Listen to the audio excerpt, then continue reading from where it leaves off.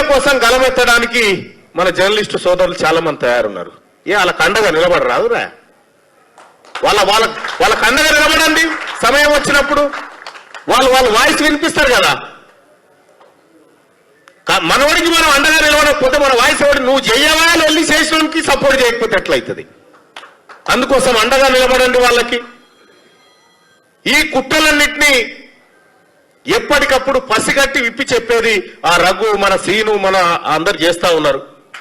సోదరులారా, తాజ్ కృష్ణలో జరుగుతున్న మీటింగ్ ఇది నెక్స్ట్ లెవెల్ కి పోబోతా ఉంది. ఈ ఉప్పెనను ఎవరు ఆపలేడు. ఒక్కటై చెప్తా ఉన్నా, గతంలో ఒకసారి మన సీనన్న నెక్స్ట్ ముఖ్యమంత్రి కేటీఆర్ అంటే కాదు నువ్వే ముఖ్యమంత్రి అని చెప్పిన. నేను అన్ననా లేదా? నువ్వే ముఖ్యమంత్రి అని చెప్పిన. సరే, ఆయన ఏ పార్టీలో ఉన్నది, కానీ నేను ఒక బీసీగా కనెక్ట్ అయి చెప్పిన మాట. ఒకటి, బీసీలకు ఎక్కడ చిన్న అన్యాయం జరిగినా మనమంతా ఐక్యంగా ముందుకు పోవాల్సిందే. ఈ